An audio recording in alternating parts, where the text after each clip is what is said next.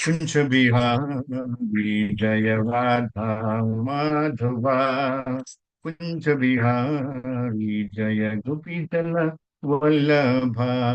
गिरिवरधारी जय गोपीजन वल्लभा। गिरिवरधारी यशोदा नंदन ब्रज जन रंजना। यशोदा नंदन ब्रज जन रंजना। यशोदानंदन व्रज जन रंजना। यशोदानंदन व्रज जन रंजना। यमुना तीरा वनचारी। यमुना तीरा वनचारी। जय राधा माधवा कुंज बिहारी जय राधा माधवा कुंज बिहारी।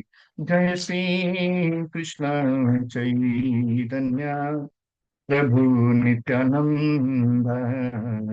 श्री अद्वैत गदाधर शिवासादि गौर भक्तवृंद। हरे कृष्णा कृष्ण कृष्ण हरे हरे। हरे राम हरे राम राम राम हरे हरे। हरे कृष्णा कृष्ण कृष्ण हरे हरे। हरे राम राम राम हरे हरे। जय प्रभु बधा जय प्रभु बधा जय प्रभु बधा चिल प्रभु बधा। जय गुरुदेवा जय गुरुदेवा जय गुरुदेवा चिल गुरुदेवा।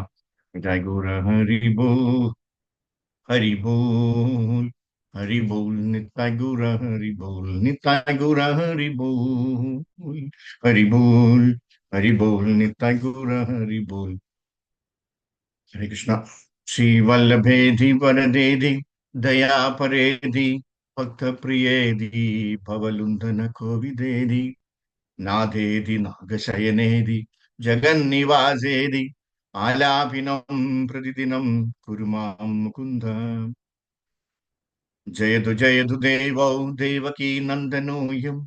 जयतु कृष्णो वृष्णवंशी वंश प्रदीपः। जयतु मेघश्यामलकोमलाङ्गो। जयतु पृथ्वी भारनाश मुकुन्दा। हरे कृष्णा कृष्णा कृष्णा हरे हरे।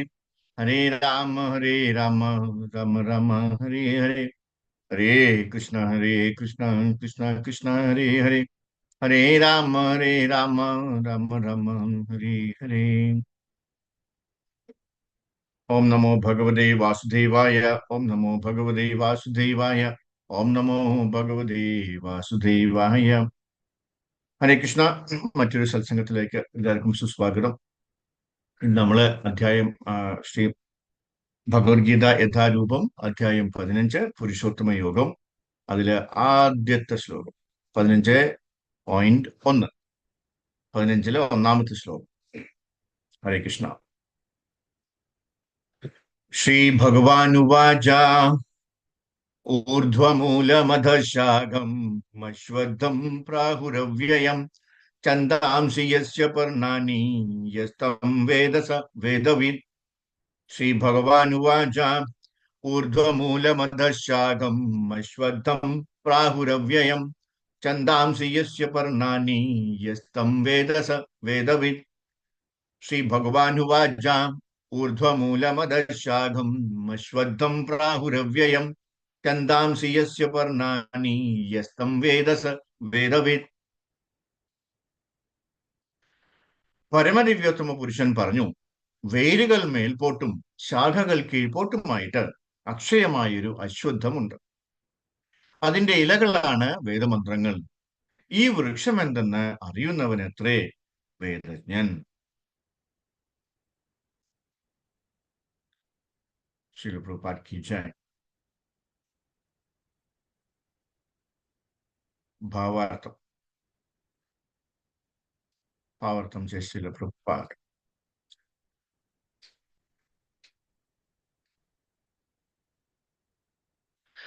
ഭക്തിയോഗത്തിന്റെ മാഹാത്മ്യത്തെ പറ്റി പ്രതിപാദിച്ചത് കേട്ട ഒരാൾ അപ്പോൾ വേദങ്ങളെ കുറിച്ച് എന്തു പറയുന്നു എന്ന് ചോദിച്ചേക്കാം. വേദപഠനത്തിന്റെ ഉദ്ദേശം കൃഷ്ണനെ പറ്റി അറിയുകയാണെന്ന് ഈ അധ്യായത്തിൽ പ്രസ്താവിക്കുന്നു. കൃഷ്ണാബോധത്തോടെ ഭക്തിയുടെ സേവനത്തിൽ ഏർപ്പെടുന്നത് കൊണ്ട് തന്നെ ഒരാൾ വേദജ്ഞനാകും.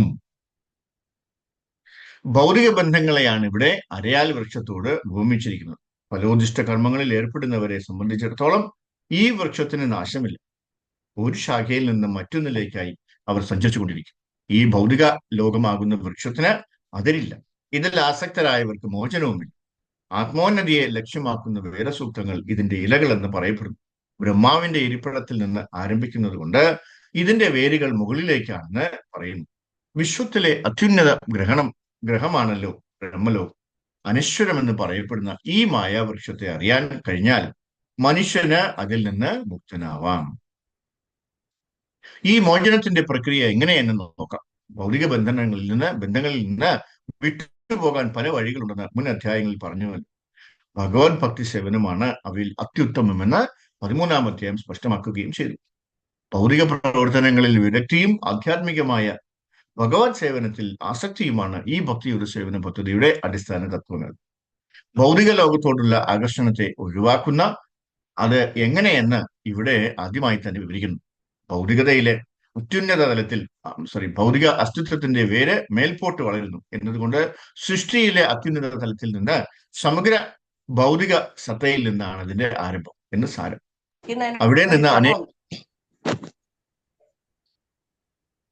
അവിടെ നിന്ന് അനേകം ഗ്രഹവ്യൂഹങ്ങളാകുന്ന ശാഖോപശാഖകളോടെ അത് വളർന്ന് വികസിക്കുന്നു. ധർമാർത്ഥ കാമമോക്ഷങ്ങളെ മുൻനിർത്തിക്കൊണ്ട് ജീവസത്തകൾ ചെയ്തു പോരുന്ന കർമ്മങ്ങളുടെ പ്രതികരണങ്ങൾ തന്നെ ഈ വൃക്ഷത്തിന്റെ ഫലങ്ങൾ.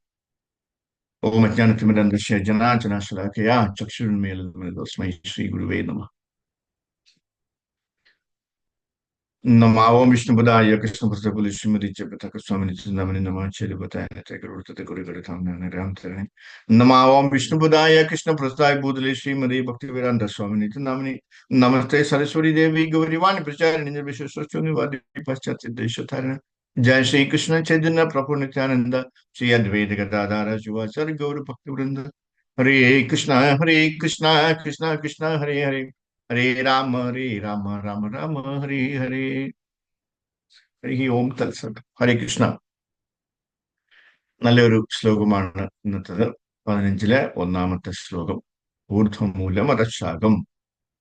അല്ലെ, നമ്മള് ഒരുപാട് പ്രാവശ്യം കേട്ടിട്ടുള്ള ഒരു ശ്ലോകമാണിത്. വളരെ പ്രശസ്തിയുള്ള ഒരു ശ്ലോകം കൂടിയാണ്. അപ്പോ ഇതാണ് വേദസാഹിത്യത്തിന്റെ വിവരണം. വേദൈശ്ച സർവൈരഹമൈവ വേദ്യോ.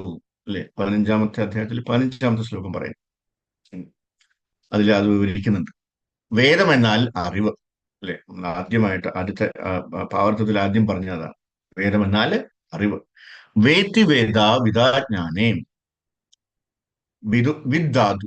വിദ്ധാതുവിൽ നിന്നാണ് വേദം എന്ന പദം വന്നത്. വിദ്ധാതു. വിദ് എന്നാൽ അറിവ്. വിവിധ തരത്തിലുള്ള അറിവുകളുണ്ട്. എല്ലാത്തരം അറിവുകളും നമുക്ക് വേദങ്ങളിൽ നിന്ന് പൂർണ്ണമായി ലഭിക്കും. അല്ലെ, ഇപ്പൊ നമ്മൾ ഏത് വേദം എടുത്തു കഴിഞ്ഞാലും അതെല്ലാം ഈ വേദങ്ങളിൽ നിന്നാണ് എടുത്തിരിക്കുന്നത്. അല്ലെ, ഫോർ എക്സാമ്പിൾ ധനുർവേദം, ആയുർവേദം, ഋഗ്വേദം, സാമവേദം, വേദത്തിന്റെ വിവിധ ശാഖകളുണ്ട്. എന്നാൽ വേദങ്ങൾ പഠിക്കുന്നതിന്റെ ലക്ഷ്യം കൃഷ്ണനെ മനസ്സിലാക്കുകയാണ്. അല്ലെ, വേദാന്തം. വേദത്തിന്റെ അന്ത്യം നമുക്ക് എന്താണ്? ഭഗവാൻ കൃഷ്ണനെ കുറിച്ച് അറിയുക എന്നുള്ളതാണ്. അത് അറിഞ്ഞില്ലെങ്കിലോ ഈ വേദം ഒന്നും പഠിച്ചിട്ട് ഒരു കഥയുമില്ല. അല്ലെ, ഭഗവാനാണ് ദിവ്യോത്തമ പുരുഷൻ എന്ന് അറിഞ്ഞില്ലെങ്കിലും ഒരു ഫലവുമില്ല. അല്ലെ, ഈ വേദത്തിന്റെ അന്ത്യം നമ്മൾ വേറെ എന്തെങ്കിലും ആണ് മനസ്സിൽ കാണുന്നെങ്കിൽ തെറ്റായ പ്രവണതയാണ്. അല്ലെ, കൃഷ്ണനെ മനസ്സിലാക്കുക എന്നതാണ്. വേദേഷു സർവൈർ. എല്ലാത്തരം വേദങ്ങളും ഏതെങ്കിലും അറിവിന്റെ പുസ്തകം പരമപുരുഷനായ കൃഷ്ണനെ അറിയാൻ ഒരാൾക്ക് ധാരണയുണ്ടാകുന്നതിൽ അവന്റെ ഭഗവാന്റെ അറിവ് പൂർണ്ണമാണ്. അല്ലെങ്കിൽ ഭഗവാന്റെ അല്ല, ആരാണോ പഠിക്കുന്നത് അദ്ദേഹത്തിന്റെ അറിവ് പൂർണ്ണമാണ്. അതുകൊണ്ട് ഭഗവാൻ പറയുന്നു ബഹുനാം ജന്മം അന്തേ. അല്ലെ, ഒരുപാട് ജന്മങ്ങൾ എടുത്തതിന് ശേഷമാണ് അവസാനം നമുക്ക് ഇത് ഭഗവാനെ കുറിച്ച് മനസ്സിലാക്കാൻ പറ്റുന്നത്. വേദങ്ങൾ ഊഹക്കച്ചവട ജ്ഞാനം, ബഹുനാം ജന്മം അന്തേ ജ്ഞാനവാൻ എന്നിവ പഠിച്ച ശേഷം ഒരാൾ യഥാർത്ഥത്തിൽ ഒരു ജ്ഞാനിയായ മനുഷ്യൻ ബഹുനാം ജന്മനാം അന്തേ അല്ലെ ജ്ഞാനവാൻ മാൻ പ്രബുദ്ധ്യതേ. ഭഗവാൻ പിന്നെ അവസാനം കൃഷ്ണന് കീഴടങ്ങുന്നു എന്നാണ് ശ്ലോകം പറയുന്നത്. എന്തുകൊണ്ട്? വാസുദേവ സർവമിതി. കാരണം ഭഗവാൻ കൃഷ്ണനാണ് എല്ലാം. പരസ്യ ബ്രാഹ്മണ ശക്തി നാം എന്ത് കണ്ടാലും അനുഭവിച്ചാലും, അതായത് എല്ലാം ഭഗവാന്റെ ഊർജം, കൃഷ്ണന്റെ ഊർജം. ഈ ഭൗതിക ലോകം ഭഗവാന്റെ ഊർജത്തിന്റെ കൂടിയാണ്, അല്ലെ? വികാസം കൂടിയാണ്. അതുപോലെ ആത്മീയ ലോകം ഭഗവാൻ കൃഷ്ണന്റെ ഊർജത്തിന്റെ വികാസമാണ്, ഭഗവാന്റെ ഊർജത്തിന്റെ വികാസം. ഉം. അനുഭവിക്കുന്നത് എന്തും ഭഗവാന്റെ ഊർജമാണെന്ന് ഒരാൾ നന്നായി മനസ്സിലാക്കുമ്പോൾ അപ്പോഴാണ് അദ്ദേഹം പൂർണ്ണമാവുന്നത്, അല്ലെ? നമ്മൾ എന്തെടുത്തു കഴിഞ്ഞാലും അതെല്ലാം ഭഗവാന്റെ സാധനങ്ങളാണ്. നമ്മളെല്ലാം ഇവിടെ തൽക്കാലത്തേക്ക് ഉപയോഗിക്കുന്നത് മാത്രം, അല്ലെ? വിഷ്ണു പുരാണത്തിൽ ഇത് വിവരിച്ചിരിക്കുന്നു. ഏകദേശസ്യാഗ്നർ ജ്യോത്സ്നാ വിസ്തരണി യഥാ പരസ്യ ബ്രാഹ്മണ ശക്തികൾ സർവവേദം അഖിലം ജഗത്. ഈ ജഗത്ത്, അതായത് അഖില ജഗത്ത്, ഭഗവാന്റെ ഊർജത്തിന്റെ പ്രകടമല്ലാതെ മറ്റൊന്നുമല്ല. പരസ്യ ബ്രാഹ്മണ ശക്തി, പരബ്രഹ്മം കൃഷ്ണനാണ്. നാം ബ്രാഹ്മണനായിരിക്കണം. കാരണം നാം കൃഷ്ണന്റെ ഭാഗവുമാണ്, ബ്രഹ്മമായിരിക്കണം. അതിനാൽ നാം ബ്രഹ്മമാണ്. ഇപ്പോൾ നമ്മൾ ഈ വിഷയമായി തിരിച്ചറിയുന്നു. അതിനാൽ മുക്തി എന്നാൽ ഈ കാര്യവുമായി നാം തിരിച്ചറിയുന്നത് നിർത്തുകയും അഹം ബ്രഹ്മാസ്മിയെ എങ്ങനെ സാക്ഷാത്കരിക്കാമെന്ന് പഠിക്കുകയും ചെയ്യുമ്പോഴാണ്. കേവലം തിരിച്ചറിയലല്ല, ബ്രഹ്മമായി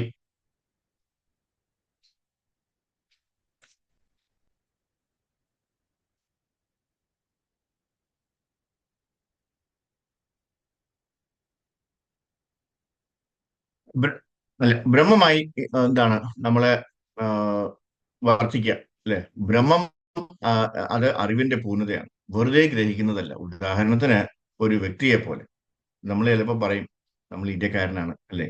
അല്ലെങ്കിൽ നമ്മൾ ബംഗാളിയാണ്, നമ്മൾ നേപ്പാളിയാണ്, അല്ലെ? എന്നൊക്കെ പറയും. ഉം. പക്ഷെ അത് നമുക്ക് തോന്നുന്നതാണ്, അല്ലെ? പക്ഷെ തോന്നുന്നതുകൊണ്ട് കുഴപ്പമൊന്നുമില്ല, അത് നല്ലതൊക്കെ തന്നെയാണ്. പക്ഷെ നമ്മളിപ്പോ മഹാത്മാഗാന്ധിയുടെ ഇതെടുത്തു കഴിഞ്ഞാൽ മഹാത്മാഗാന്ധിയും ഇന്ത്യക്കാരനായിരുന്നു. പക്ഷേ അദ്ദേഹം ഒരു ഫസ്റ്റ് ക്ലാസ് ഇന്ത്യക്കാരനായി പ്രവർത്തിച്ചു. അതുകൊണ്ട് തന്നെ മഹാത്മാഗാന്ധി വളരെ ആരാധ്യനാണ് എല്ലാവരിലും, അല്ലെ? ഞാൻ ബ്രഹ്മമാണ്, അഹം ബ്രഹ്മാസ്മി എന്ന് മനസ്സിലാക്കുക. അത് പൂർണ്ണതയല്ല, അത് അവിശുദ്ധ ബുദ്ധയാണ്, അശുദ്ധമായ ബുദ്ധി, അല്ലെ? തപസ്സുകൾ പോലും എന്താണ്, ഒരുവൻ ബ്രഹ്മവുമായി ലയിക്കുന്ന ഘട്ടത്തിൽ എത്തുന്നു എത്തുന്നു. മുക്തി മുക്തിയോഗ്യത്തിൽ ലയിക്കുന്നതിനുള്ള അവസരമുണ്ട്. താഴെ വീഴും. നമ്മൾ എവിടെയൊക്കെ ലയിച്ചു കഴിഞ്ഞാലും, ഇനിയിപ്പോ നമ്മൾ നേരത്തെ പറഞ്ഞില്ലേ, കൂടുതൽ ആൾക്കാരും 95% ആൾക്കാരും എന്താണ്, ഈ ബ്രഹ്മത്തിൽ ലയിക്കാൻ വേണ്ടിയാണ് ശ്രമിക്കുന്നത്. നമ്മൾ കേരളത്തിലുള്ള 95% ആൾക്കാരും അങ്ങനെയാണ്, അല്ലെ? അതിലൊരല്പം വേറിട്ട് നിൽക്കുന്നത് 5%, അതായത് ും വൈഷ്ണവരും ഒക്കെയാണ്, അല്ലെ? ബാക്കി എല്ലാവരും തന്നെ ഈ ശങ്കരാചാര്യരെ, അല്ലെ, പിന്തുടർന്ന് വരികയും അവർക്ക് എങ്ങോട്ട് പോകണമെന്ന് ശരിക്കും പറഞ്ഞാൽ അവർ കൺഫ്യൂഷനിലാണ്. അവർക്ക് എല്ലാ കാര്യവും അറിയാം, അവർക്ക് ഭയങ്കര ജ്ഞാനികളാണ്. ഭഗവത്ഗീത നന്നായിട്ട് കാണാതെ പാടെ അറിയാം, അല്ലെ? ഭാഗവതം അറിയാം. ഏത് കഥ ചോദിച്ചാലും അവർ വളരെ ഡീറ്റെയിൽ ആയിട്ട് പറയും, വളരെ സ്പഷ്ടമായിട്ട് പറയും. പക്ഷെ അവർ ഭഗവാൻ കൃഷ്ണനെ അംഗീകരിക്കില്ല, അല്ലെ? അവിടെയാണ് പ്രശ്നം. ഇത് എത്രയൊക്കെ ചെയ്തിട്ട് വല്ല കാര്യമുണ്ടോ? ഈ നാരായണത്ത് ഭ്രാന്തൻ കല്ലൂരിട്ടി ആ മലയെ കൊണ്ടുപോയതുപോലെ ആയില്ലേ, അല്ലേ? എന്നിട്ട് ഒരു ഒറ്റ ഇടക്കമാണ് താഴോട്ട്. അത് കണ്ട് ചിരിച്ചുകൊണ്ട് നിൽക്കാന്നല്ല, ഞാൻ വിജയിച്ചു എന്ന് പറയുന്നതല്ലാതെ അദ്ദേഹം വിജയിക്കുന്നുണ്ടോ? ഇല്ല. അതുപോലെയാണ് ഇവിടെയുള്ള കൂടുതൽ ആൾക്കാർ. അവരെയൊക്കെ ഇങ്ങോട്ട് കൊണ്ടുവരാനായിട്ട് നമ്മൾ നന്നായിട്ട് ശ്രമിക്കുന്നുണ്ട്. കുറച്ച് ആൾക്കാർ വരുന്നുണ്ട്, കുറച്ച് ആൾക്കാർ കുറച്ച് ദിവസം വന്നിട്ട് ഓടിക്കളയും. അല്ലേ? കാര്യം എന്താണ്? അവർക്ക് സമയമായിട്ടില്ല. ഇനി കുറച്ചുകൂടെ കുറെ ജന്മങ്ങൾ കൂടി എടുത്താലേ അവർക്ക് ആ ഒരു മെച്യൂരിറ്റി വരത്തുള്ളൂ. ആ മെച്യൂരിറ്റി വരുന്ന എന്നാണോ അന്ന് അവര്, അല്ലെ, കൃഷ്ണാപുരത്ത് അന്വേഷിച്ച് വരും. അല്ലെങ്കിൽ ആരെങ്കിലും അവർക്ക് ഒരു സാധനം എന്തെങ്കിലും പോയിക്കൊണ്ട് കൊടുക്കും, അപ്പോൾ അവർ രക്ഷപ്പെടും, അല്ലെ? വല്ല ആവശ്യമുണ്ടോ? അല്ലെ? ഈ ജന്മത്തിൽ തന്നെ നമുക്ക് ഇതെല്ലാം റെഡിയാക്കി പോക്കൂടെ തിരിച്ച്. മുക്തി യോജ്യത്തിൽ ലയിക്കുന്നതിനുള്ള അവസരം താഴെ വീഴുന്നു. ആരുഹ്യ കൃഷ്ണേന പരം പദം തഥാ പദതി ധ. എന്തുകൊണ്ട്? ഇപ്പോൾ അനാദൃഷ്ട യുഷ്മദ് അഗ്രയ പരമപുരുഷനായ കൃഷ്ണന്റെ താമരപാദങ്ങൾ തിരിച്ചറിയാത്ത ഒരാൾ താഴെ വീഴുന്നു. ഭഗവാനാണ് സർവോത്തമ പുരുഷൻ എന്ന് മനസ്സിലാക്കാത്ത ആൾ എന്ത് ചെയ്യുന്നു? താഴോട്ട് വീഴുന്നു വെച്ചാൽ വീണ്ടും വീണ്ടും ജനിക്കുന്നു എന്നർത്ഥം, അല്ലെ? അദ്ദേഹം എടുത്തെത്തുന്നില്ല. ഇന്ത്യയിൽ ധാരാളം വലിയ വലിയ സന്യാസിമാര് നമുക്കുണ്ട്, വളരെ പഠിച്ച പണ്ഡിതന്മാർ. അല്ലെ? അവർക്ക് ശാസ്ത്രവും വളരെ മനോഹരമായി വിവരിക്കാൻ കഴിയും. പക്ഷേ അവർ രാഷ്ട്രീയത്തിൽ കുടുങ്ങി. എന്തുകൊണ്ട്? ഈ ലോകം മിഥ്യയാണ്, ജഗൻ മിഥ്യയാണെങ്കിൽ നിങ്ങൾ അത് നിരസിച്ചു. പിന്നെ എന്തിനാണ് നിങ്ങൾ വീണ്ടും രാഷ്ട്രീയത്തിലേക്ക് വരുന്നത്? നിങ്ങൾ എന്തിനാണ് മിഥ്യാലോകത്തിലേക്ക് വരുന്നത്? കാരണം തിരിച്ചറിവില്ല, അല്ലെ? ആ തിരിച്ചറിയാനുള്ള കഴിവില്ലാത്തതുകൊണ്ട്. അവിശുദ്ധ ബുദ്ധയ ഏന്യേ രവീന്ദാക്ഷ വിമുക്തമാനിന, നാം ഇപ്പോൾ മോചിതരായി എന്ന് അവർ ചിന്തിക്കുന്നു. മനിന, യഥാർത്ഥത്തിൽ അവർ മോചിതരായിട്ടില്ല. കാരണം അവിശുദ്ധ ബുദ്ധി, അവരുടെ ബുദ്ധി ഇതുവരെ വ്യക്തമായിട്ടില്ല. അതിനാൽ കഠിനമായ തപസ്സുകൾക്കും ശേഷവും അവർ ബ്രഹ്മസാക്ഷാത്കാരത്തിന്റെ ഘട്ടത്തിലെത്തുന്നു. കാരണം അവർക്ക് ഭഗവാൻ കൃഷ്ണന്റെ താമര.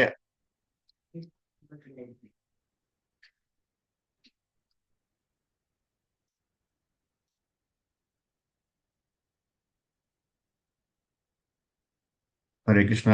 അടുക്കളയില് ഞാനുണ്ട്.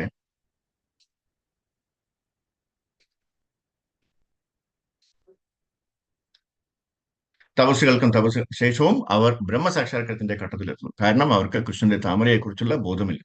അവർ വീഴും. കാരണം എന്താണ്? അവർക്ക് ആ നിശ്ചയദാർഢ്യമില്ല. ഇങ്ങനെ വീണുപോയ ഭാരതത്തിലെ വലിയ വലിയ സന്യാസിമാർ ഒട്ടേറെയുണ്ട്.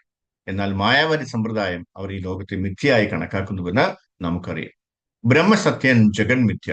ജഗൻ മിഥ്യയാണെങ്കിൽ പിന്നെ എന്തിനാണ് നിങ്ങൾ വീണ്ടും ജീവകാരുണ്യ പ്രവർത്തനങ്ങൾക്കും രാഷ്ട്രീയ പ്രവർത്തനങ്ങൾക്കും ഇറങ്ങുന്നത്? അതിനെയാണ് മായ എന്ന് പറയുന്നത്. അതാണ് മായയുടെ അവസാന കെണി, അല്ലെ? മായ അനുശാദിക്കുന്നത്. ഇപ്പോൾ നമ്മൾ മന്ത്രിയാകുന്നതിലും പ്രസിഡന്റ് ആകുന്നതിലും മറ്റ് നിരവധി വലിയ വലിയ സ്ഥാനങ്ങളിലും പരാജയപ്പെട്ടു.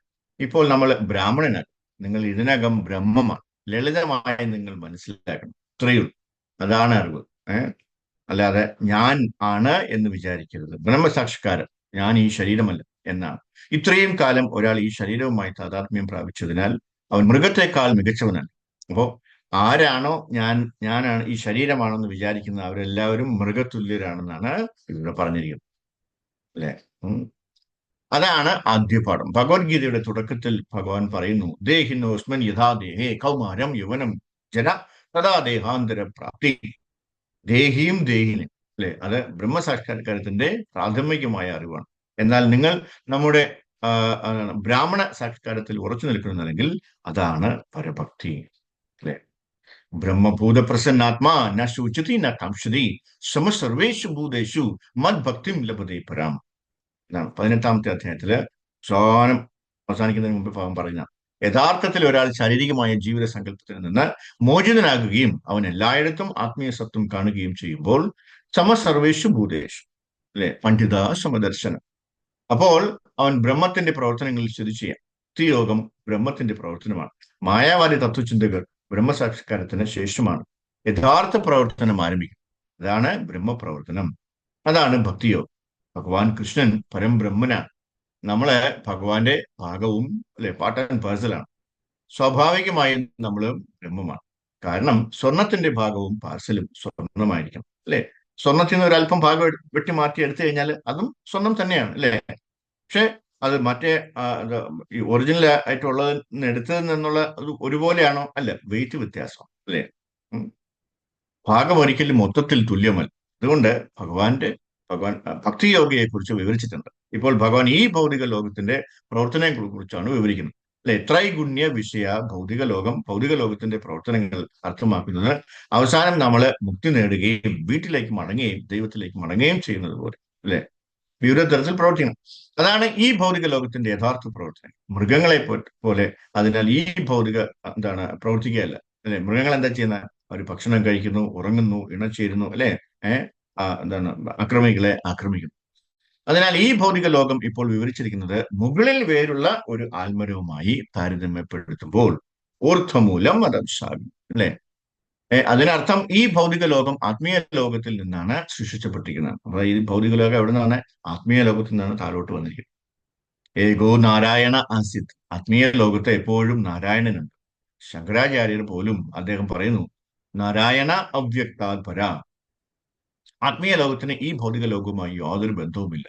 ഈ ഭൗതിക ലോകം സൃഷ്ടിക്കപ്പെട്ടതാണ് ആൽമരം പോലെ. അത് അതിന്റെ വേരുകൾ എടുത്ത് സൃഷ്ടിക്കപ്പെടുന്നു. അതിനാൽ സൃഷ്ടിയുടെ വിത്ത് ആത്മീയ ലോകത്താണ്. സ ഇക്ഷത, സ ആശ്രയ. അല്ലെ, സൃഷ്ടി ആത്മീയ ലോകത്ത് നിന്നാണ് വരുന്നത്. ആത്മീയ ലോകം എന്നാൽ ദൈവരാജ്യം, ഭഗവാന്റെ രാജ്യം, നാരായണന്റെ രാജ്യം, അല്ലെ, അല്ലെങ്കിൽ ഭഗവാൻ കൃഷ്ണൻ എന്നാണ് അർത്ഥമാക്കുന്നത്. അതിനാൽ ഇവിടെ ഭൗതിക ലോകത്തെ ഊർധ്വമൂലമായി വിവരിക്കുന്നു. മറ്റൊരു വിധത്തിൽ പറഞ്ഞാൽ അത് ആത്മീയ ലോകത്തിന്റെ പ്രതിഫലനമാണ്. നമ്മളൊരു തടാകത്തിന്റെ തീരത്ത് നിൽക്കുകയാണെങ്കിൽ എല്ലാ മരങ്ങളിലും വെള്ളത്തിൽ പ്രതിഫലിക്കുന്നത് നമുക്ക് കാണാൻ പറ്റും, അല്ലെ.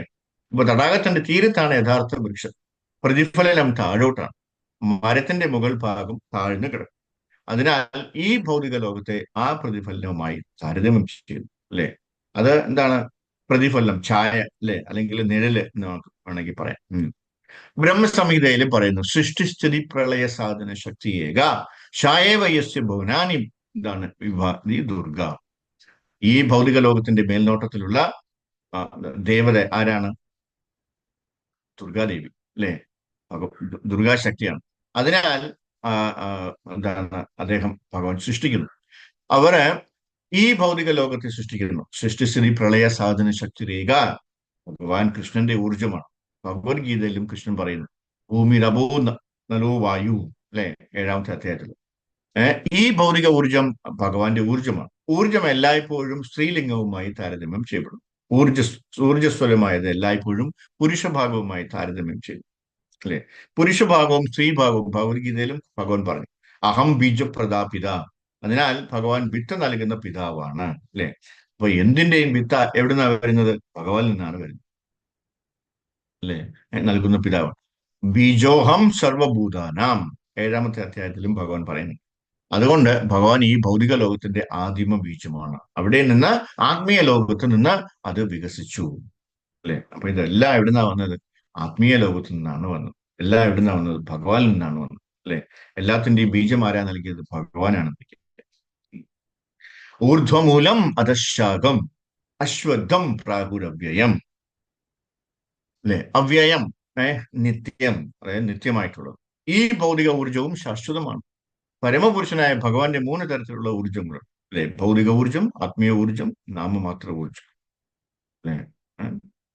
അതായത് ഇംഗ്ലീഷിൽ പറഞ്ഞു കഴിഞ്ഞാൽ external energy, internal energy and marginal potential. ഭൗതിക ഊർജത്തിൽ നിന്ന് ഭൂമി റബോ നലോ വായു, ഈ ഭൗതിക സൃഷ്ടി പ്രാബല്യത്തിൽ വരുന്നു. ആത്മീയ ഊർജം വൈകുണ്ഠ ലോകം, പരസ് പരസ്പര പരസ്പരസ്ഥാത് ഭാവ അന്യ അവ്യക്ത അവ്യക്തതാ സാധന സനാതന, അത് ശാശ്വതമാണ്. അതിനാൽ അതാണ് ആത്മീയ ലോകം. ഭൗതികവും ആത്മീയവുമായ 2 ലോകങ്ങൾക്കിടയിൽ ഒരേ ഒരു ഊർജമുണ്ട്. അതാണ് ജീവശക്തി, അല്ലെ, തടസ്സശക്തി.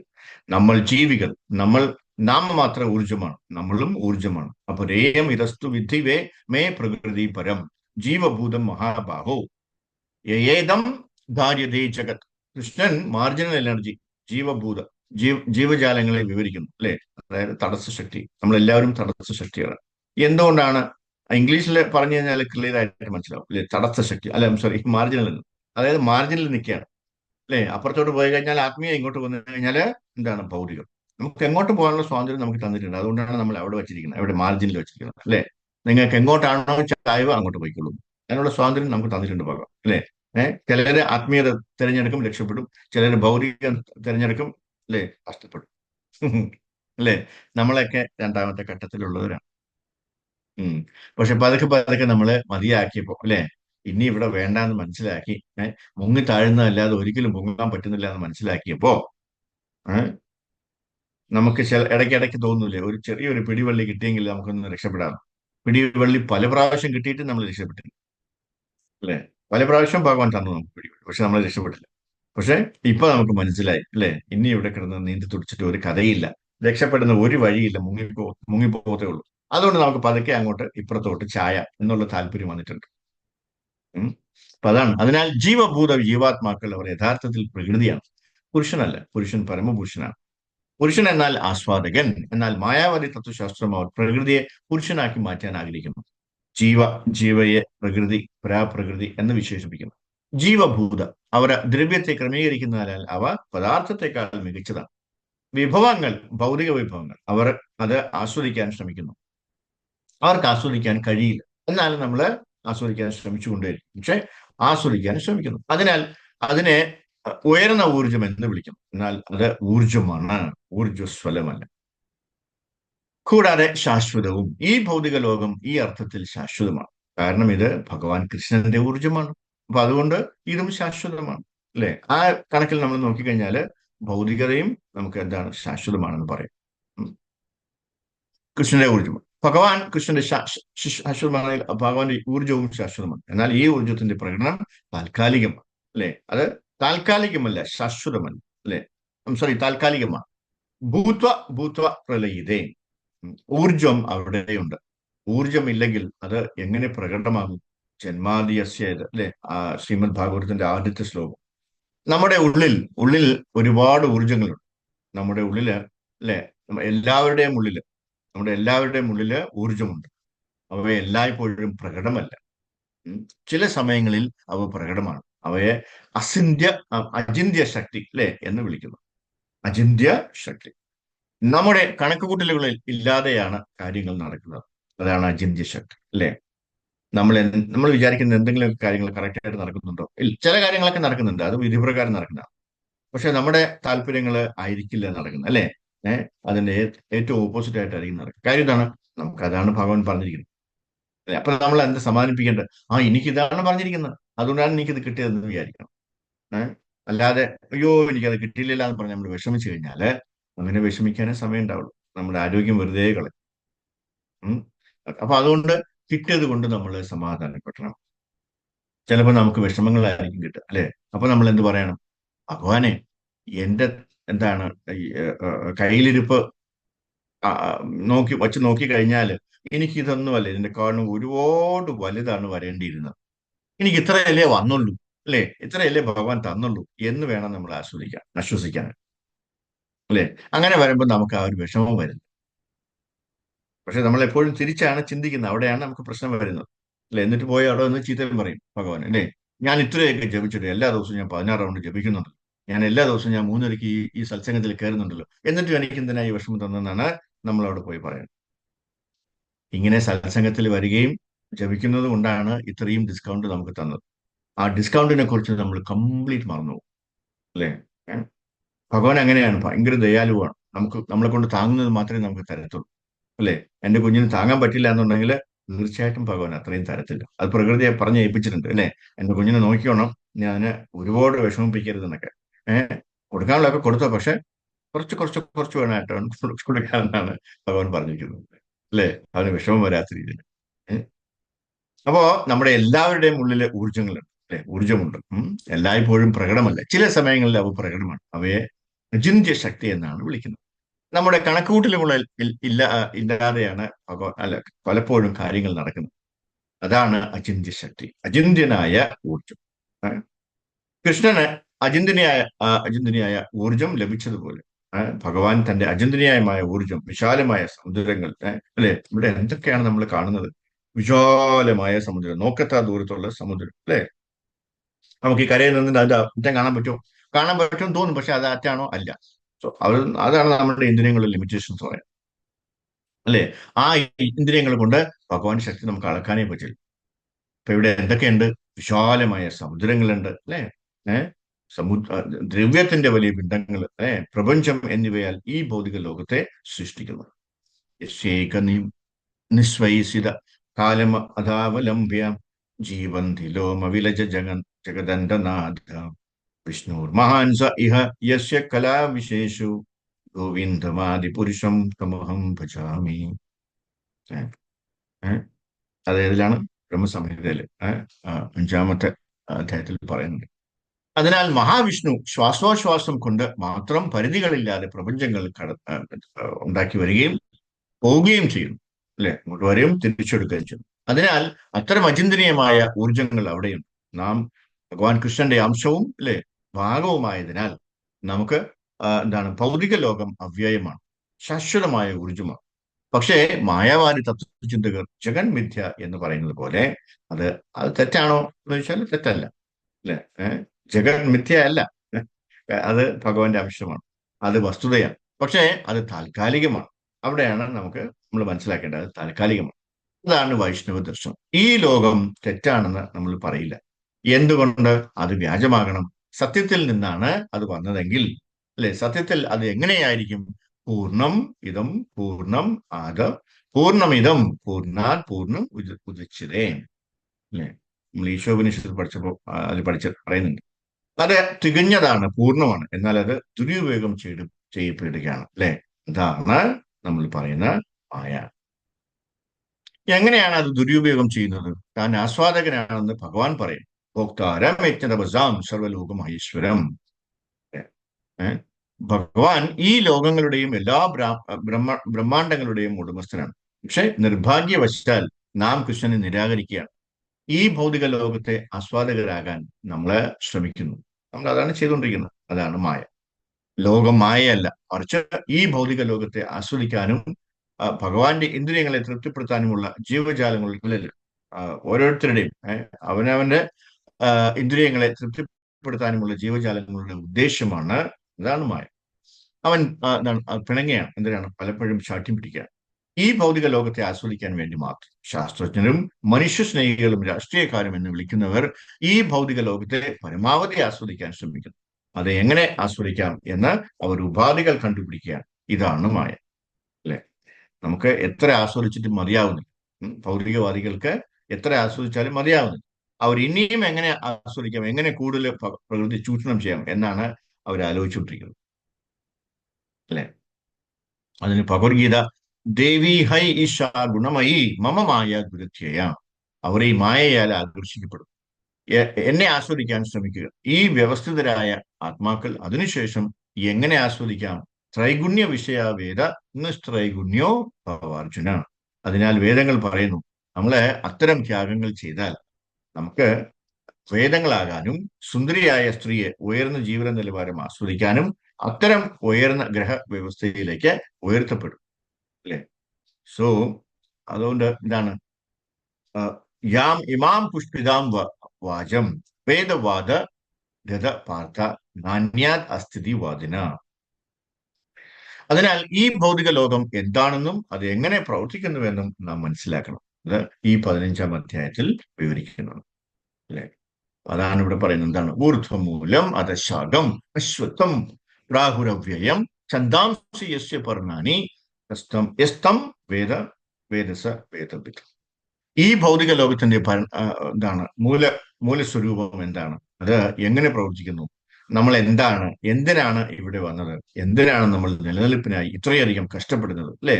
ഓരോരുത്തർ എന്തുമാത്രം കഷ്ടപ്പെടുകയാണെന്ന്, രാവിലെ തൊട്ട് വൈകിട്ട് വരെ, അല്ലെ. 12-13 മണിക്കൂറൊക്കെയാണ് ഓരോരുത്തർ ജോലി ചെയ്യുന്നത്. പക്ഷെ നമ്മുടെ കടമ എന്താണ്? ഈ കുരുക്കിൽ നിന്ന് എങ്ങനെ രക്ഷപ്പെടാം എന്ന് വേണം ആലോചിക്കുക. അതാണ് വേദജ്ഞാനം. അപ്പൊ വേദത്തിന്റെ അതിൽ നമ്മൾ മനസ്സിലാക്കുന്ന എന്താണ്? ഈ ജനന മരണ ചക്രത്തിൽ നിന്ന് നമുക്ക് എങ്ങനെ രക്ഷപ്പെടാം എന്നാണ് നമ്മൾ ചിന്തിക്കേണ്ടത്, അല്ലെ. അതാണ് വേദജ്ഞാനം. ഈ ഭൗതികമായ കെണിയിൽ നിന്ന് പുറത്തു കടക്കാൻ മാത്രമല്ല, ഏർപ്പെടാനും. കാരണം പുറത്തു കടക്കുക എന്നത് അന്തിമമായ കാര്യമല്ല. നമുക്ക് ഇഷ്ടമില്ലാത്ത ഒരു സ്ഥലത്ത് നമ്മൾ ജോലി ചെയ്യുന്നുവെന്ന് കരുത്, നമ്മള് മാറാൻ ആഗ്രഹിക്കുന്നു. നമ്മള് നമ്മുടെ സ്ഥാനം രാജിവെച്ചാൽ അത് നല്ലതല്ല, അല്ലെ. നമ്മള് മറ്റൊരു നല്ല പോസ്റ്റ് എടുക്കും. അപ്പോൾ നല്ലത് അത് അല്ലെ, മറ്റൊരു ജോലി, നല്ലൊരു ജോലി കിട്ടുമ്പോൾ അത് നല്ലതാണ്. അതുപോലെ ഈ മെറ്റീരിയലിലും അല്ലെങ്കിൽ ഈ ഭൗതികമായ ഇതിലും, അല്ലെ, നിന്ന് ഈ ഭൗതിക ലോകത്ത് നമ്മളെ സ്വതന്ത്രരാകണം. അപ്പോൾ നമ്മൾ എന്ത് ചെയ്യണം? വേറൊരു പോസ്റ്റിലേക്ക് പോകണം. വെറുതെ ഓടിപ്പോയാൽ പോലെ, ഒളിച്ചോടിയ പോലെ ഭഗവാൻ കൃഷ്ണന്റെ നിത്യദാസനായി തുടരുക അതാണ് നമ്മുടെ ലക്ഷ്യം. അതായത് ജീവിതത്തിന്റെ പൂർണ്ണത. ഭഗവാന്റെ നിത്യസേവനത്തിൽ ഏർപ്പെട്ടിരിക്കുന്ന ഏതൊരാളും തികഞ്ഞവനാണ്, അവൻ മുക്തനാണ്, അല്ലെ. മുക്തിർ ഹിത്വ അന്യഥാരൂപം സ്വരൂപേണ വ്യവസ്ഥിതി. ശ്രീമദ് ഭാഗവതത്തിലെ 2-ാമത്തെ അധ്യായത്തില് 2-ാം സ്കന്ധം 10-ാം അധ്യായത്തിൽ പറയുന്നു. ഇതാണ് മുക്തി. മുക്തി എന്നാൽ ഉപയോഗശൂന്യമായ പ്രവർത്തനങ്ങളിൽ നിന്ന് മോചനം നേടുക എന്നതാണ്. ഭൗതിക പ്രവർത്തനങ്ങൾ അവയെല്ലാം ഉപയോഗശൂന്യമായ പ്രവർത്തനങ്ങളാണ്. കാരണം ശാരീരികമായ ജീവിത സങ്കല്പത്തിൽ കുരങ്ങനെ പോലെ അവനും വളരെ സജീവമാണ്. വൃന്ദാവനത്തിൽ നമുക്ക് നല്ല അനുഭവം ലഭിച്ചു, അല്ലെ. എപ്പോഴും സജീവമാണ്, എന്നാൽ ഉപയോഗശൂന്യവുമാണ്. അതുപോലെ ശ്രീല രൂപഗോസ്വാമി വിവരിച്ചിരിക്കുന്നു ഫാൽഗു വൈരാഗ്യം, അല്ലെ. എന്താണ്? കുരങ്ങൻ വൈരാഗ്യം. അവൻ വനത്തിലാണ് താമസിക്കുന്നത്, അയാൾക്ക് തുണി പോലും ഇല്ല, അല്ലെ. കുരങ്ങന്മാർക്ക് തുണി കൊടുക്കാറുണ്ട്? ഇല്ല. മറ്റു വൈരാഗികൾ, അവർക്ക് ചെറിയ തുണിയാണ്. എന്നാൽ ഈ കുരങ്ങന്മാർക്ക് തുണിയില്ല. അവർ വനത്തിൽ വസിക്കുകയും പഴങ്ങൾ കഴിക്കുകയും ചെയ്തു. സസ്യാഹാരം, അല്ലെ. അവര് സസ്യബുക്കുകളാണ്. പക്ഷേ എന്താണ്? അതുകൊണ്ട് രൂപസ്വാമി പറയുന്നു, പ്രാപഞ്ചികതയാ ബുദ്ധ്യ ഹരി സംബന്ധി വസ്തുന മുമുക്ഷുഭി പരിത്യാഗോ ഫാൽഗു വൈരാഗ്യം കൃത്യതേ. ഫാൽഗു എന്നാൽ മൂല്യം കുറഞ്ഞതും പ്രാധാന്യം കുറഞ്ഞതുമാണ്. അല്ലെങ്കിൽ ഫാൽഗു നദിയുണ്ട്. ഫാൽഗു നദി നമുക്കറിയാം. ഗയയിൽ ഒരു ഫാൽഗു നദിയുണ്ട്. നദീതടത്തിൽ നിങ്ങൾ മണൽ വരണ്ടതായി കാണും, അല്ലെ? നമ്മളിപ്പോ ആ നദിയുടെ സ്ഥലത്ത് പോയി കഴിഞ്ഞാൽ അവിടുത്തെ ആ മണലൊക്കെ, അല്ലെങ്കിൽ പുറമേ നോക്കിക്കഴിഞ്ഞാൽ ഭയങ്കര വരണ്ട് ഉണങ്ങി കിടക്കുന്ന പോലെ തോന്നും. പക്ഷെ നമ്മള് കൈ ഇങ്ങനെ അകത്തോട്ട് ഇട്ട് കഴിഞ്ഞാല് അവിടെ നനവുണ്ട്, അല്ലെ? നമ്മള് കൈ അങ്ങോട്ട് താഴോട്ട് ഇങ്ങനെ അമർത്തി നോക്കിക്കഴിഞ്ഞാൽ നമുക്ക് ആ നനവ് കാണാൻ പറ്റും. നമുക്ക് അവിടെ വെള്ളം കിട്ടും, അല്ലെ? ഇതാണ്. അപ്പൊ അതിനാൽ ഇതിനെ ഫാൽഗു വൈരാഗ്യം എന്ന് വിളിക്കുന്നു. യഥാർത്ഥത്തിൽ പുറത്ത് വൈരാഗിയായി, അല്ലെ? അല്ലെങ്കിൽ തുണിയില്ല, തുണി പോലും തൊടുന്നില്ല, എന്നാൽ ഉള്ളിൽ ഓരോ കുരങ്ങനും ഒരു ഡസൻ ഭാര്യയെങ്കിലും ഉണ്ട്. അതിനാൽ ഇത്തരത്തിലുള്ള ഫാൽഗു വൈരാഗി അല്ലെങ്കിൽ മർക്കട വൈരാഗി ആവശ്യമില്ല. അതാണ് ശ്രീ രൂപഗോസ്വാമി നമ്മളോട് പറയുന്നത്. വൈരാഗ്യം, യഥാർത്ഥത്തിൽ നമുക്ക് വൈരാഗ്യം ഉണ്ടാകാൻ കഴിയില്ല. വൈരാഗ്യം എന്നാൽ ഭൗതിക ആസ്വാദനത്തിൽ നിന്ന് വിട്ടുനിൽക്കുക, അല്ലെ? റിനൗൺസിയേഷൻ. അല്ലെങ്കിൽ ഇന്ദ്രിയ ആസ്വാദനം, അതാണ് വൈരാഗ്യം. വാസുദേവ ഭഗവത് ഭക്തിയോഗ പ്രയോജിത ജനയതയാശു വൈരാഗ്യം, അല്ലെ? ജ്ഞാനം ച യത് അഹൈതുകം. നമ്മുടെ ശ്രീമദ് ഭാഗവതത്തിലെ 1-ാമത്തെ സ്കന്ധത്തിൽ പറയുന്നുണ്ട്. ജ്ഞാനവും വൈരാഗ്യവും നമ്മുടെ അസ്തിത്വത്തെ ശുദ്ധീകരിക്കാൻ ഈ രണ്ട് കാര്യങ്ങളും ആവശ്യമാണ്. വാസുദേവനായ കൃഷ്ണനോടുള്ള ഭക്തി നിർഭരമായ സേവനത്തിലൂടെയാണ് അത് സാധ്യമാകുന്നത്. ഇപ്പൊ നമ്മൾ എന്ത് ചെയ്യണം? ഭഗവാന്റെ സേവ ചെയ്യുക, അല്ലെ? ഭക്തിയോട് സേവ ചെയ്യുക. ഭഗവാനെ എങ്ങനെ സന്തോഷിപ്പിക്കാമെന്ന് വേണം നമ്മൾ എല്ലാ ദിവസവും ചിന്തിക്കാനായിട്ട്. അപ്പൊ ഭഗവാനെ കൂടുതൽ സഹായിച്ചു കഴിഞ്ഞാൽ, അല്ലെങ്കിൽ അങ്ങനെ ചിന്തിച്ചു കഴിഞ്ഞാൽ നമ്മൾ എന്താ ചെയ്യേണ്ടത്? കൂടുതൽ കൂടുതൽ സേവനം ചെയ്യണം. സേവനം ചെയ്യാൻ നമുക്ക് ഒരിക്കലും നമ്മുടെ ബുദ്ധി, അല്ലെ, നമ്മുടെ ഭക്തി വളരുകയില്ല, അല്ലെ? ഭക്തിയൊക്കെ ഉണ്ടാവും. ഭക്തി എല്ലാവരുടെ ഉള്ളിലും ഉണ്ട്, അല്ലെ? ആർക്കും നമുക്ക് ഭക്തി ഉണ്ടാക്കേണ്ട ആവശ്യമൊന്നുമില്ല. കാര്യം എന്താണ്? എല്ലാവരുടെ ഉള്ളിലും ഭക്തി ഉണ്ട്, ഓൾറെഡി ഉണ്ട്. ബൈ ഡീഫോൾട്ട് അതിനകത്ത് ഒരു ഭക്തി ഉണ്ട്. പക്ഷെ എല്ലാവരും അങ്ങനെ ഒളിച്ചു വെച്ചിരിക്കുക, വെളിയിലോട്ട് എടുക്കുന്നില്ല. അത് അത് വളരണം. അത് വെളിയിലോട്ട് എടുക്കണമെങ്കിൽ നമ്മൾ എന്താണ്? ഒരു വൈഷ്ണവന്റെ സാമീപ്യം വേണം, അല്ലെങ്കിൽ ഒരു സത്സംഗം കിട്ടണം. അത് കിട്ടിക്കഴിഞ്ഞിട്ട് പിന്നെ നമ്മൾ അത് എന്താണ് ആത്മീയതയിലേക്ക് വളരണമെങ്കിൽ നമ്മൾ എന്ത് ചെയ്യണം? നമ്മൾ ഭഗവത് സേവ ചെയ്യണം.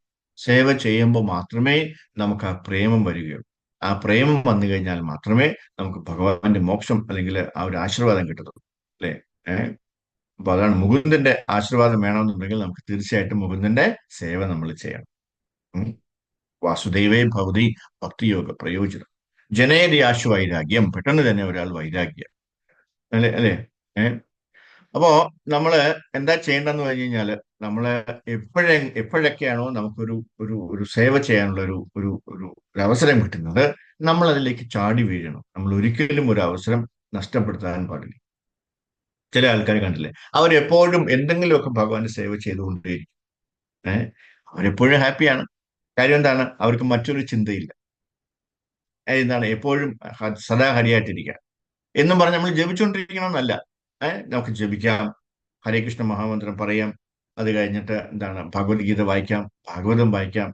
പിന്നെ ഭഗവാന്റെ എന്താണ് അമ്പലത്തിൽ പോയിട്ട് എന്തെങ്കിലുമൊക്കെ സേവ ചെയ്യാം. അല്ലെങ്കിൽ നമ്മളെ മൊബൈലുണ്ട്, നമ്മൾ മൊബൈൽ വിളിച്ചിട്ട് എല്ലാവരും നമുക്ക് അറിയുന്നവരെയൊക്കെ വിളിക്കാം, അല്ലെ? എന്തുകൊണ്ടാ ഇന്ന് വരാത്ത? സത്സംഗത്തിൽ ഇന്ന് കണ്ടില്ലല്ലോ, എന്ത് പറ്റി? എന്തെങ്കിലും ബുദ്ധിമുട്ടുണ്ടോ എന്ന് ചോദിക്കാം, അല്ലെ? ഒരു ഡിവോട്ടി കെയർ ആവാം. അപ്പൊ അപ്പൊ എന്ത് ചെയ്തു കഴിഞ്ഞാലും എന്തെങ്കിലുമൊക്കെ ഭഗവാനുമായിട്ട് ബന്ധപ്പെടുത്തിയുള്ള കാര്യങ്ങളാണ് നമ്മൾ ചെയ്യുന്നത്, അല്ലെ?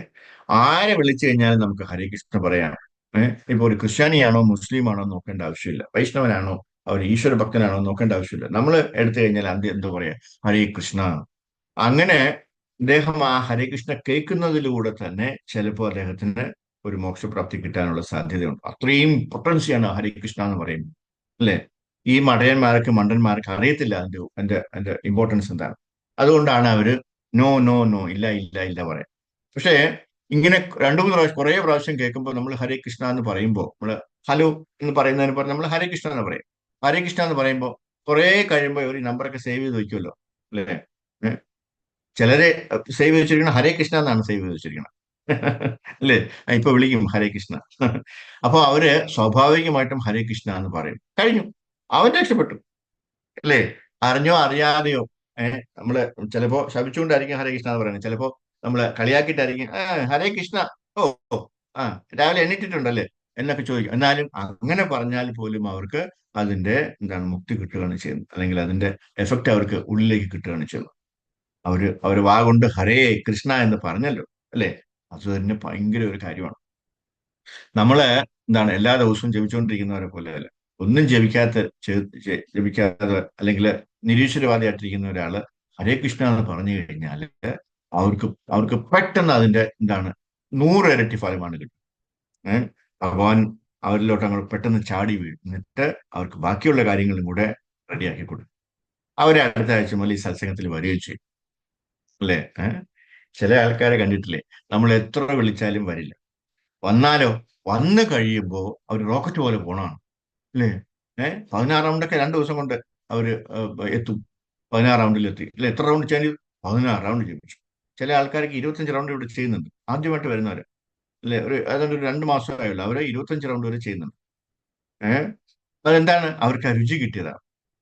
അവർക്ക് അവരുടെ പഴയ ജന്മങ്ങളിൽ അവർ കുറെ എന്താണ് ഈ ആ, കൃഷ്ണബോധത്തിലുള്ള കാര്യങ്ങളൊക്കെ ചെയ്തിട്ടുണ്ട്, അല്ലെങ്കിൽ ഭഗവാനുമായിട്ട് അല്ല ബന്ധമുള്ള കാര്യങ്ങളൊക്കെ അവർ ചെയ്തിട്ടുണ്ട്. അവർക്ക് പക്ഷെ മുഴുമിപ്പിക്കാൻ പറ്റിയില്ല, അതിന് മുമ്പേ അവർ മരിച്ചുപോയി. പക്ഷെ ആ പുണ്യം അവരുടെ അവരുടെ ആ എന്താണ് ആത്മാവില് അങ്ങനെ ക്രെഡിറ്റ് ആയിട്ടുണ്ട്.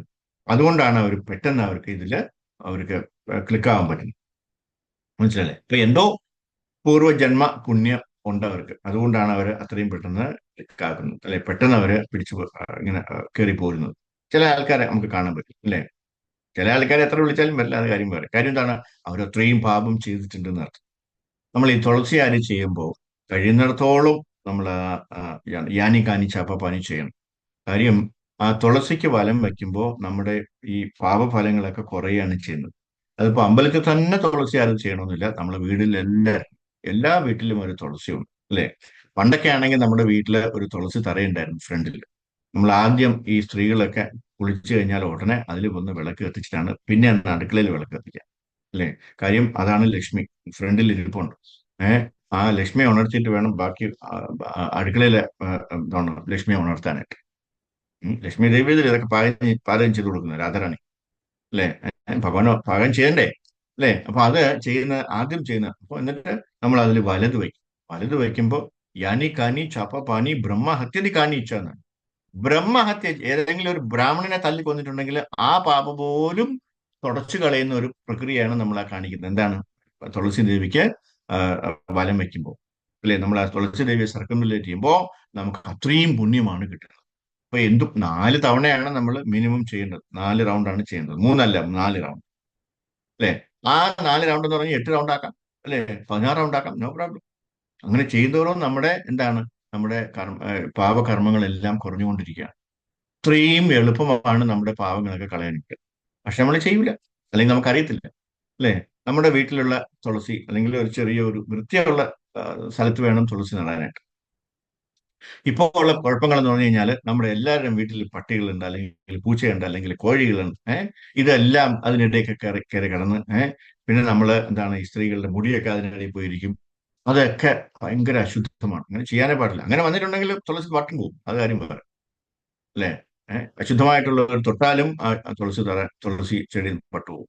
അവരൊന്ന് നോക്കിയാൽ മതി, പട്ട് തട്ടുപോകും. അത്രയ്ക്കും ശുദ്ധമായിട്ടുള്ള ഒരു സാധനമാണ് ഈ തുളസി മഹാറാണി എന്ന് പറയുന്നത്. അപ്പൊ അത്രയും ശുദ്ധമായിട്ടും വൃത്തിയായിട്ടും വേണം നമ്മൾ കൈകാര്യം ചെയ്യാനാണ്. അതുകൊണ്ടാണ് പണ്ടൊക്കെയുള്ള വീടുകളിൽ ഒരു തുളസി തറയൊക്കെ വെച്ച് അതിന്റെ മുകളിലാണ് തുളസി വയ്ക്കുക. അപ്പൊ ഈ പട്ടികൾ കയറത്തില്ല, അല്ലെ? പൂച്ചകൾ കയറത്തില്ല, മറ്റുള്ള ജന്തുക്കളൊന്നും കയറത്തില്ല. ഈ മുടിയൊന്നും വരത്തില്ല, എല്ലാം വൃത്തിയായിട്ട് നമുക്ക് എപ്പോഴും സൂക്ഷിക്കാൻ പറ്റും. അതുകൊണ്ടാണ് പണ്ട് ആൾക്കാർ അങ്ങനെ ഒരു തുളസി തറ വെച്ചിരുന്നത്, അല്ലേ? അപ്പൊ അതിൻ്റെതായ ഇപ്പൊ ഇങ്ങനെ എന്തെല്ലാം പരിപാടികളുണ്ടെന്ന് പറയും. ഇങ്ങനെയൊക്കെ ചെയ്തു കഴിഞ്ഞാൽ നമുക്ക് നമ്മുടെ പാപഫലങ്ങൾ കുറയ്ക്കാൻ പറ്റും, നമ്മുടെ ആ ഭാരം കുറയ്ക്കാൻ പറ്റും, പാപ കർമ്മങ്ങളുടെ എഫക്റ്റ് നമുക്ക് കുറയ്ക്കാൻ പറ്റും. ഇങ്ങനെയൊക്കെ ചെയ്യണം നമ്മൾ, അല്ലേ? ഇപ്പൊ ഹരേകൃഷ്ണ മഹാമന്ത്രം പറയുന്നതിലൂടെ നമുക്ക് അത് സാധിക്കുന്നുണ്ട്, അല്ലെ? സത്സംഗത്തിലൂടെ അത് സാധിക്കുന്നുണ്ട്, പ്രസാദം കഴിക്കുമ്പോൾ അത് സാധിക്കുന്നുണ്ട്, ഏകാദശി വ്രതം എടുക്കുമ്പോൾ അത് സാധിക്കുന്നുണ്ട്, തുളസിക്ക് വലം വയ്ക്കുമ്പോൾ അത് സാധിക്കുന്നുണ്ട്. കണ്ടോ എന്തെല്ലാം കാര്യങ്ങളാണ്. അപ്പൊ അതാണ്. അപ്പൊ അത് നമ്മൾ ചെയ്യണം. അപ്പൊ ഈ കൃഷ്ണാബോധ പ്രസ്ഥാനം എന്താണ് പറയുന്നത്? എന്താണ് ഇത് ആ, ആ, ഇത് നമ്മള് ബാക്കി എല്ലാവർക്കും കൂടെ ഇത് പറഞ്ഞു കൊടുക്കേണ്ടത് നമ്മുടെ കടമയാണ്. കാര്യം ഏ, ഭഗവാൻ ഇവിടെയാണ് ഉണ്ടായിരുന്നത്. അപ്പൊ ഇവിടെ ഉണ്ടായിരുന്ന ഭഗവാനെ കുറിച്ച് നമ്മൾ മറ്റുള്ളവർക്ക്, മാലോകർക്ക്, അല്ലെങ്കിൽ പുറം രാജ്യക്കാർക്ക്, മറ്റുള്ള രാജ്യക്കാർക്ക്, അല്ലെങ്കിൽ മറ്റുള്ളവർക്ക്, ഭഗവാനെ അറിഞ്ഞുകൂടാത്തവർക്കൊക്കെ നമ്മൾ പറഞ്ഞു കൊടുക്കേണ്ടത് നമ്മുടെ കടമയാണ്. അതുകൊണ്ടാണ് എന്താണ് ചൈതന്യ മഹാപ്രഭു പറഞ്ഞ എന്താണ്, യാരെ ലക്കോ താരെ കഹോ കൃഷ്ണ ഉപദേശ്. ആരെ കണ്ടാൽ നമ്മൾ എന്ത് ചെയ്യണം? ഭഗവാന്റെ ഉപദേശങ്ങൾ വേണം നമ്മൾ പറയാനായിട്ട്, അല്ലെങ്കിൽ ഭഗവാന്റെ കഥകൾ വേണം നമുക്ക് പറയാനായിട്ട്. അപ്പൊ അവർക്ക് സ്വാഭാവികമായിട്ട് ഒരു 10 പ്രാവശ്യം കേൾക്കുമ്പോൾ അവർക്ക് എന്തെങ്കിലും ഒരു ചെറിയൊരു ഇൻട്രസ്റ്റ് വരും, അല്ലേ? നമ്മളിങ്ങനെ ഒരു കാര്യം ഇങ്ങനെ കേട്ടിരിക്കുമ്പോൾ അത് ഓട്ടോമാറ്റിക് ആയിട്ട് ഉള്ളില് അതിന്റെ ഒരു ചെറിയൊരു സ്പാർക്ക് ഉണ്ടാവും. അത് വീണ്ടും കേൾക്കണം എന്നുള്ളൊരു താല്പര്യം ഉണ്ടാവും, അല്ലെ? നിർഭാഗ്യവശ ഭാഗ്യവശാല്, അല്ലെ, ഇന്ത്യക്കാര് ഭാരത ഭൂമിതേ മനുഷ്യ ജന്മ ഹൈലോ യാര ജന്മ സാർത്ഥക കരികാര പര ഉപകാര. കൃഷ്ണാബോധം വിതരണം ചെയ്യാനുള്ള പരാ ഉപകാരം, ഈശ്വരബോധം അല്ലെങ്കിൽ കൃഷ്ണാബോധം ഇല്ലാത്തതിന്റെ പേരിൽ എല്ലാവരും അത് കഷ്ടപ്പെടുന്നു. അതിനാൽ ഈ കൃഷ്ണാബോധം വിതരണം ചെയ്യുക എന്നതാണ് ഏറ്റവും വലിയ മാനുഷിക പ്രവർത്തനം, അല്ലെ? നമുക്ക് ആരോടെങ്കിലും സ്നേഹം തോന്നുന്നുണ്ടെങ്കിൽ അവർക്ക് കൊടുക്കേണ്ടത് കൃഷ്ണാബോധമാണ്, അല്ലാതെ 1 ലക്ഷം രൂപയല്ല, അല്ലെ? അതുകൊണ്ട് കൊടുത്തു കഴിഞ്ഞാൽ അവരൊരിക്കലും നന്നാവില്ല. അങ്ങനെ വിചാരിക്കണമെങ്കിൽ തെറ്റാണ്, അല്ലെ? മാനുഷിക മൂല്യങ്ങളുണ്ട്, ഓക്കെ, ചെയ്യാം. പക്ഷെ അതുകൊണ്ട് അവർക്ക് സദാ രക്ഷപ്പെടാൻ പറ്റുമോ? ആ ആ ഒരു നിമിഷത്തേക്ക്, അല്ലെങ്കിൽ ആ ഒരു സിറ്റുവേഷനിൽ അവർക്ക് രക്ഷപ്പെടാൻ പറ്റും. പക്ഷെ അത് കഴിഞ്ഞാൽ വീണ്ടും അവർ തഥാസ്തു, അല്ലെ? അവർ വീണ്ടും താഴത്തേക്ക് വരികയാണ്. അതിൽ നിന്നൊക്കെ ഒരു എന്താണ് ഒരു ഒരു നിത്യമായിട്ടുള്ള ഒരു മോചനം വേണമെന്നുണ്ടെങ്കിൽ അവർക്ക് കൃഷ്ണാബോധം വേണം നമ്മൾ കൊടുക്കേണ്ടത്. ഉം. ഭാരതഭൂമിതേ മനുഷ്യ ജന്മ ഹൈലോയാര, അല്ലെ? ഏതൊരാളും തന്റെ കർത്തവ്യമാണ്. ഭാരതത്തിൽ ജനിച്ച ഏതൊരാളുടെയും കർത്തവ്യമാണ് എന്ത്? ഈ കൃഷ്ണാബോധം മറ്റുള്ളവർക്ക് കൊടുക്കുക എന്നുള്ളത്, അല്ലേ? അതിനാൽ കൃഷ്ണനെ സേവിക്കാൻ യഥാർത്ഥത്തിൽ ഗൗരവമുള്ളവർ ഈ പ്രസ്ഥാനത്തിൽ വരണം. ഹൃദയത്തോടും ആത്മാവിനോടും ഒപ്പം ഈ പ്രസ്ഥാനം ലോകമെമ്പാടും പ്രക്ഷേപണം ചെയ്യാൻ സഹായിക്കണം, അല്ലെ? അതാണ് നമ്മൾ ചെയ്യേണ്ടത്. അതായത് നമ്മൾ വൈഷ്ണവരായിട്ടുള്ള നമ്മളാണ് ഭഗവാനെ കുറിച്ച് മറ്റുള്ളവർക്ക് പറഞ്ഞു കൊടുക്കേണ്ട ബാധ്യതയുള്ളവരെന്നർത്ഥം. അത് നമ്മൾ മറക്കാൻ പാടില്ല. അപ്പോ ഈ ആരേക്കോ താരേക്കഹോ കൃഷ്ണോപദേശ്, ആരെ കണ്ടു കഴിഞ്ഞാലും ആരെ കുറിച്ച് പറയണം? ഭഗവാനെ കുറിച്ചിട്ട് പറയണം, അല്ലെ? അല്ലെങ്കിൽ കഴിഞ്ഞ പ്രാവശ്യത്തെ അല്ലെങ്കിൽ ഇന്നത്തെ എന്താണ് ന്യൂസിന്റെ എന്താണ് പ്രാധാന്യം എന്താണ്, അതിലെന്താ പറയുന്നത് എന്നുള്ള അതൊന്നും അല്ല നമ്മൾ ഭൗതികമായിട്ടുള്ള കാര്യങ്ങളൊന്നും നമ്മൾ പറയേണ്ട ആവശ്യമില്ല, അല്ലേ? ഏഹ് അതെല്ലാം എന്താണ് ഈ ഈ വെള്ളത്തിൽ വരച്ചതുപോലെയാണ്. അത് കുറച്ച് കഴിയുമ്പോൾ അത് മാഞ്ഞു പോകും, ഒന്നും കാണത്തില്ല. നമ്മളെ ഇപ്പൊ 1 മാസം മുമ്പേ ഉണ്ടായിരുന്ന ഒരു ന്യൂസിന്റെ ഭയങ്കര ചൂട്, ആ ചൂട് ഇപ്പൊ ഉണ്ടോ? ഇല്ല. ഇപ്പൊ വേറെ എന്തോ ന്യൂസ് വന്നപ്പോ അതിലേക്കാണ് ഇപ്പോ. അത് കഴിഞ്ഞിട്ട് വേറെ ന്യൂസ് വരുമ്പോൾ നമ്മൾ പഴയതൊക്കെ പറയും. അത്രയേ ഉള്ളൂ. അതിലൊന്നും യാതൊരു കഥയും ഇല്ല, കാമ്പുമില്ല എന്നർത്ഥം, അല്ലേ? ഈ നമ്മൾ ഈ കേൾക്കുന്നത് മനസ്സിലാക്കുന്നതൊക്കെ മാറി മറിഞ്ഞ് വരാനും കുറച്ച് സമയം കുറച്ച് സമയം വേണ്ടി. ഇതെല്ലാം തെറ്റായിരുന്നു, ശോ കഷ്ടമായി പോയി, ഞാൻ ഇയാളെ വെറുതെ തെറ്റിദ്ധരിച്ചല്ലോ, അല്ലെങ്കിൽ ഇയാളെ വെറുതെ കുറ്റം പറഞ്ഞല്ലോ എന്ന് നമുക്ക് പിന്നെ തോന്നും. വല്ല ആവശ്യമുണ്ടോ? ഇത് മിണ്ടായിരുന്ന പോലെ, ഇതിലൊന്നിനും പോവാതെ, അല്ലേ? അപ്പൊ നമ്മൾ എന്ത് ചെയ്യണം? യാരി देखो താരെ കഹോ കൃഷ്ണ ഉപദേശ്, അല്ലെ? എവിടെ ചെന്ന, അല്ലെങ്കിൽ എന്താണ് ശാശ്വതമായിട്ടുള്ള ഒരു കാര്യമാണ് നമ്മൾ അവർക്ക് കൊടുക്കുന്നത്. അല്ലെങ്കിൽ അത് കേൾക്കുമ്പോൾ അവരുടെ ഉള്ളിലുള്ള ആത്മാവിന് ഒരു അല്പശാന്തി കിട്ടി. അവർ വേറെ ഒന്നും ചെയ്യുന്നില്ല, അല്ലെ? വല്ലവരിൽ നിന്ന് കേൾക്കുമ്പോഴെങ്കിലും ആ ആത്മാവിന് ഒരു അല്പശാന്തി കിട്ടി. അത് വേണം നമ്മൾ ചെയ്യാനായിട്ട്. ഏതെങ്കിലും ഒരു ദിവസം, അല്ലെ? ചിലപ്പോ ഒരു ദിവസം കഴിഞ്ഞിട്ടായിരിക്കും, ചിലപ്പോൾ 1 മാസം കഴിഞ്ഞിട്ടായിരിക്കും, ചിലപ്പോൾ 6 മാസം കഴിഞ്ഞിട്ടായിരിക്കും, ചിലപ്പോൾ 1 വർഷം കഴിഞ്ഞിട്ടായിരിക്കും, ചിലപ്പോൾ 10 വർഷം കഴിഞ്ഞിട്ടായിരിക്കും നമ്മൾ ഈ പറയുന്നത് അവർക്ക് എന്താണ് ഉപയോഗപ്പെടുന്നത്. അന്ന് അവർ ചിന്തിക്കും, അല്ലെ, അയ്യോ ഇങ്ങനെ ഒരാൾ എന്നോട് ഇങ്ങനെ പറഞ്ഞിരുന്നു, നമുക്ക് അതൊന്ന് നോക്കാം, അല്ലെ, എന്ന് പറഞ്ഞിട്ട് അവര് തിരിച്ചു വരും, നമ്മളടുത്ത് ചോദിക്കും, അന്ന് എന്തോ എന്നോട് പറഞ്ഞായിരുന്നു, അതൊന്നും കൂടെ പറഞ്ഞു തരൂ ചോദിക്കും, അല്ലെ? അപ്പൊ അതൊക്കെ നമ്മൾ പലപ്പോഴും നമ്മൾ കണ്ടിട്ടുണ്ട്, പല ആൾക്കാരും കണ്ടിട്ടുണ്ട്. എവിടെ പോകാൻ ഇവരാർക്കും വേറെ എവിടത്തും പോകാൻ പറ്റില്ല, അല്ലെ? ഇപ്പൊ ഭാര്യ പറഞ്ഞ ഭർത്താവ് കേൾക്കില്ല, ഭർത്താവ് പറഞ്ഞ ഭാര്യ കേൾക്കത്തില്ല. ഭർത്താവ് വന്നു കഴിഞ്ഞാൽ ഭാര്യ വരില്ല, ഭാര്യ വന്നു കഴിഞ്ഞാൽ ഭർത്താവ്, അങ്ങനെ എത്രയോ കുടുംബങ്ങളുണ്ട്, അല്ലെ? അപ്പൊ അവരൊക്കെ ഒരവസരത്തിൽ ഒരു ദിവസം വന്നേ മതിയാവും. പക്ഷെ അത് ചിലപ്പോ ഈ ജന്മത്തിലായിരിക്കും, ചിലപ്പോ അടുത്ത കുറെ ജന്മങ്ങൾ എടുത്തതിന് ശേഷമായിരിക്കും. അത് അവരുടെ ഹതഭാഗ്യമാണ്, അവരുടെ കഷ്ടപ്പാടാണ്.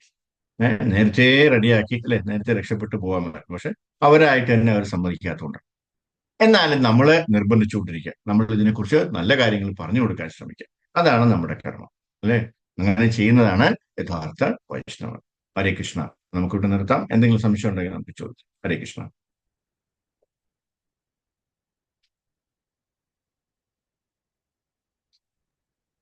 ഹരേ കൃഷ്ണ. അങ്ങനെ ഇന്ന് ഹരീഷ്. നല്ലൊരു ദിവസം, ഒരുപാട് കാര്യങ്ങൾ എല്ലാവർക്കും കിട്ടിയെന്ന് വിചാരിക്കുന്നു. ഒരുപാട് കാര്യങ്ങള് എല്ലാവർക്കും മനസ്സിലായെന്ന് വിചാരിക്കുന്നു. എന്തായാലും സംശയങ്ങള് ചോദിച്ചേട്ടെ.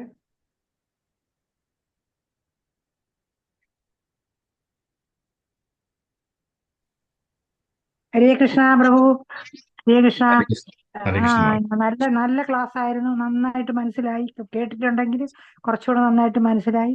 പക്ഷെ നമുക്ക് എത്ര ഭക്തി ഉണ്ടെന്ന് പറഞ്ഞാലും ഒരു വൈഷ്ണവന്റെ സഹായം ഇല്ലാതെ നമുക്കത് മനസ്സിലാക്കാനോ അതിനകത്ത് മുന്നേറാനോ സാധിക്കില്ല എന്ന് ഇപ്പൊ ഒന്നും കൂടെ പ്രഭു പറഞ്ഞപ്പോ മനസ്സിലായി. പ്രണാമം പ്രഭുജി. ഹരേ കൃഷ്ണ. ഹരേ കൃഷ്ണ മാതാജി. ഹരേ കൃഷ്ണ.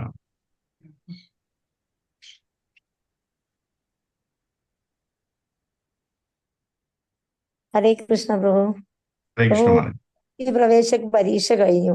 അപ്പൊ നമ്മൾ അവിടെ വെച്ച് ജഗസാക്ഷി പ്രഭുവിന്റെ ഒരു അതായത് പിന്നെ ദീക്ഷ എടുക്കാനുള്ള സത്യപ്രതിജ്ഞ ചെയ്യുന്ന ഒരു ചടങ്ങ് നടക്കും.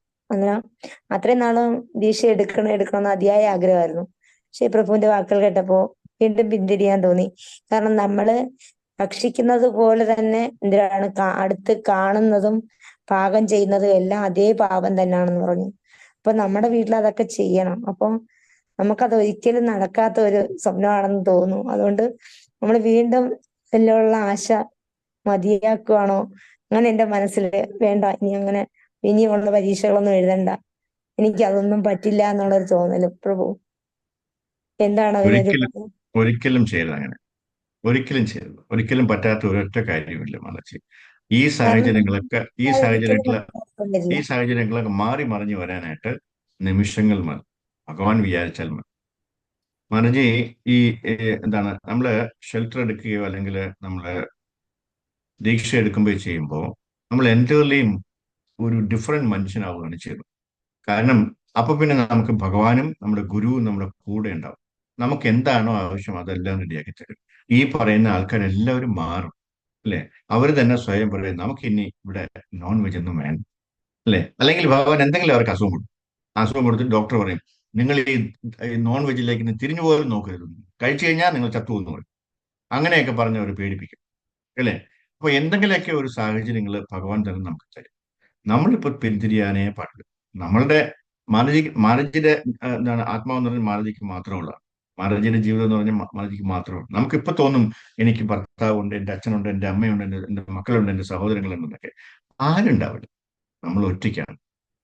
അപ്പൊ നമ്മള് ആത്മാവിന് വേണ്ടി നമ്മൾ എന്താ ചെയ്യേണ്ടത് എന്ന് വേണം നമ്മൾ എല്ലാ ദിവസവും വിശകലനം ചെയ്യാനായിട്ട്. ഇത്രയും കാലം നമ്മൾ ഇവർക്കൊക്കെ വേണ്ടി ജീവിച്ചു. ഇനിയെങ്കിലും നമുക്ക് സ്വന്തമായിട്ടുള്ള കാര്യത്തിന് അല്ലെങ്കിൽ നമ്മുടെ ആത്മാവിന് വേണ്ടി ജീവിക്കണ്ടേ, അല്ലെ?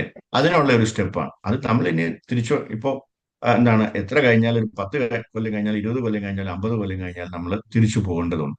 ആ തിരിച്ചു പോകുമ്പോൾ നമുക്ക് സുഖമായിട്ട് പോകണമെന്നുണ്ടെങ്കിൽ, നമുക്ക് പോവേണ്ടടുത്ത് എത്തണമെന്നുണ്ടെങ്കിൽ നമ്മൾ ഇങ്ങനെയുള്ള സ്റ്റെപ്പുകൾ ഇപ്പൊ എടുത്തതേ പറ്റൂ. ഇപ്പൊ തന്നെ ഒരുപാട് ലേറ്റായി എന്ന് വേണം നമ്മൾ ചിന്തിക്കാനായിട്ട്. ഇത്രയും കാലം നമ്മൾ നഷ്ടപ്പെടുത്തി. ഇനി ഒരു സമയം നമുക്ക് നഷ്ടപ്പെടുത്താനില്ല. കാരണം നാളെ നമ്മൾ രാവിലെ എണീക്കുമ്പോൾ കണ്ണു തുറന്നാൽ മാത്രമേ നമുക്ക് ഈ സത്സംഗത്തിൽ എത്താൻ പറ്റുള്ളൂ. അതിന് യാതൊരു ഗ്യാരണ്ടിയും ഇല്ലാത്തൊരു സമയത്താണ് നമ്മൾ ജീവിക്കുന്നത്. അപ്പൊ നമ്മൾ എന്ത് ചെയ്യണം? ഓരോ നിമിഷവും നമ്മൾ അത് മനസ്സിലാക്കി, അതിന്റെ ഇമ്പോർട്ടൻസ് മനസ്സിലാക്കി, നമ്മൾ ഇത് ദീക്ഷ എടുക്കേണ്ടതിനെ കുറിച്ച് മനസ്സിലാക്കിയിട്ട് നമ്മൾ തിരിച്ച് ഓരോ കാര്യങ്ങൾ ചെയ്യേണ്ടതുണ്ട്. നമ്മൾ ഇനി വൈകിക്കാൻ പാടില്ല. ദീക്ഷ എടുക്കാതെ അല്ലെങ്കിൽ ഒരു ഗുരുവിനെ സ്വീകരിക്കാതെ നമുക്കൊരിക്കലും വൈകുണ്ഠ ലോകത്തിലേക്ക് അല്ലെങ്കിൽ ഗോലോക വൃന്ദാവനത്തിലേക്ക് പോകാൻ പറ്റില്ല എന്ന് മതയ്ക്ക് മനസ്സിലായില്ലേ? അതൊരു സത്യമാണ്. അത് എടുത്തു കഴിഞ്ഞാൽ മാത്രമേ കാര്യം. നമുക്ക് ഡയറക്റ്റ് ആയിട്ട് ഓടിക്കയറി പോകാനൊന്നും പറ്റത്തില്ല. പ്രഭുപാദിന്റെ കൈ പിടിച്ചിട്ടേ പോകാൻ പറ്റുള്ളൂ. അല്ലെങ്കിൽ നമ്മുടെ ദീക്ഷാ ഗുരുവിന്റെ ആത്മീയ ഗുരുവിന്റെ കൈ പിടിച്ചാൽ മാത്രമേ നമുക്ക് അകത്തോട്ട് കയറാൻ പറ്റുള്ളൂ. അതാണ് അവിടുത്തെ എൻട്രി പാസ്, അല്ലെ? നമ്മൾ അവിടെ ചെന്ന് കഴിഞ്ഞാൽ ജയവിജയന്മാരെ ആട്ടി ഓടിക്കും. നമ്മൾ ഇത് എവിടെ നിന്ന് വന്ന് ചോദിക്കും, തിരിച്ചു പൊക്കോളാൻ പറയും. നേരെ മറിച്ച് നമ്മൾ ഗുരുവാണ് നമ്മളെ പിടിച്ചുകൊണ്ട് പോകുന്നതെങ്കിൽ അദ്ദേഹത്തിന് എപ്പോഴും ഓപ്പൺ എൻട്രിയാണ്. അദ്ദേഹത്തിന് എപ്പോഴും വേണമെങ്കിലും പോവാം, അല്ലേ? അദ്ദേഹം ആരെങ്കിലും കൈ പിടിച്ചു കഴിഞ്ഞാൽ ആ കൈ വിട്ടിട്ട് പോകാൻ പറയത്തില്ല. അവർ മിണ്ടത്തില്ല. വരൂ എന്നേ പറയത്തുള്ളൂ. അതാണ് നമ്മുടെ യോഗ്യത എന്ന് പറയുന്നത്. ആ യോഗ്യത നമ്മൾ നഷ്ടപ്പെടുത്താനേ പാടില്ല. ഇപ്പോ അതൊക്കെ സാധ്യമാണ്. കുറച്ചു കാലം കൂടെ കഴിയുമ്പോൾ ഇതൊന്നും അത്ര എളുപ്പം സാധ്യമായി വരില്ല. മനസ്സിലായില്ലേ? അപ്പൊ അതുകൊണ്ട് എത്രയും പെട്ടെന്ന് അതിനുള്ള വഴികൾ വേണം ചിന്തിക്കാനായിട്ട്. പിന്തിരിയുന്ന പ്രശ്നമേ ഇല്ല. കാരണം പ്രഭു നമ്മുടെ എനിക്കിതെല്ലാം മനസ്സിലാവുന്നുണ്ട് പ്രഭു, എനിക്കിതെല്ലാം ആഗ്രഹമുണ്ട്. പക്ഷേ എന്റെ സാഹചര്യങ്ങൾ അങ്ങനെ അപ്പോൾ ഞാനത് അങ്ങനെ ചെയ്ത പാവമല്ലേ, വീണ്ടും ഞാനത് ചെയ്തിട്ട് ഇവർക്ക് പാകം ചെയ്ത് എനിക്ക് കൊടുക്കാൻ പറ്റുമോ, അങ്ങനെയൊക്കെയുള്ള ഒരു ചിന്ത. യെസ്, മാതാജി ഒരു ഒരു കുടുംബിനിയാണ്. അപ്പോൾ മാതാജിക്ക് ഫാമിലിയെ നോക്കിയേ പറ്റുള്ളൂ, അല്ലെ? അവര് മനസ്സിലാക്കത്തിടത്തോളം കാലം നമ്മൾ അത് ചെയ്തു തന്നെ മതിയാവും. ഒരു അല്പ പാപം കിട്ടുമെന്ന് പറഞ്ഞിട്ട് ഒരുപാട് ഒരു കിട്ടാൻ പോകുന്ന പുണ്യത്തിന് നമ്മൾ മാറ്റിക്കളയേണ്ട ആവശ്യമുണ്ടോ? അല്ലേ? കുറച്ച് കിട്ടിക്കോട്ടെ, കുഴപ്പമില്ല. അത് കുറേശ്ശെ കുറച്ച് കുറച്ച് കഴിയുമ്പോഴത്തേന് അത് മാറിക്കോളും.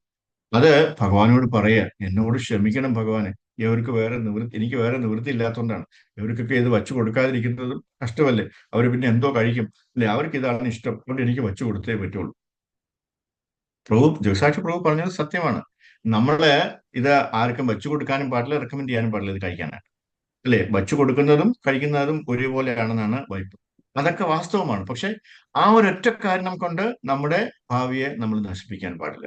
നമ്മുടെ ആത്മാവിനുള്ളത് നമ്മൾ തിരിച്ചു കൊടുക്കുക തന്നെ വേണം. അതുകൊണ്ടാണ് ഞാൻ പറഞ്ഞത്, ഇതൊക്കെ അവിടെ നിൽക്കട്ടെ, നമുക്ക് വച്ചു കൊടുക്കേണ്ടി വരും. കുറച്ചു കാലം കഴിയുമ്പോൾ ഈ പിള്ളേരൊക്കെ കല്യാണം കഴിഞ്ഞ് കഴിഞ്ഞാൽ പിന്നെ നമുക്ക് അതിന്റെ അതൊന്നും ആവശ്യമില്ല. അവർ പാട്ടിന് പോകും, അല്ലേ? അപ്പൊ പിന്നെ വേറെ ആരെങ്കിലും ഒക്കെ വരും, അല്ലേ?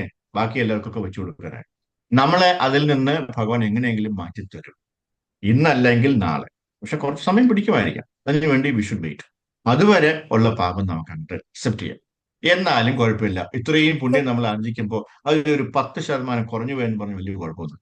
അപ്പൊ എനിക്ക് അതുകൊണ്ട് പ്രഭു അടുക്കളയിൽ വെക്കുന്നത് ഭഗവാന് നിവേദിക്കാൻ പറ്റുമോ? പറ്റൂല. അല്ല, അതായത് അന്നേരം ആ സാധാരണ പ്രായത്തിൽ ആ പാത്രത്തിലാണ് വയ്ക്കുന്നതെങ്കിൽ നമുക്ക് പറ്റത്തില്ല. നമുക്ക് അല്ല, മറ്റുള്ളത് വെജ് വെക്കുവാണെങ്കിൽ നമ്മള് അത് വെക്കാൻ ഭഗവാനെ നിവേദിച്ച് എനിക്ക് കഴിക്കാൻ പറ്റില്ലല്ലോ, ആ അടുക്കളയിൽ പാകം ചെയ്യുന്നുണ്ട്. മറജി, അതെ, പ്രത്യേകം പാത്രത്തിൽ നമ്മൾ പ്രത്യേകം ഉണ്ടാക്കിയിട്ട് മറ്റേ ആ പാത്രങ്ങളിലൊക്കെ തൊടാതെ, അല്ലെങ്കിൽ മറ്റുള്ള കാര്യങ്ങളിലൊക്കെ തൊടാതെ നമുക്ക് ഭഗവാന് കൊടുക്കാം.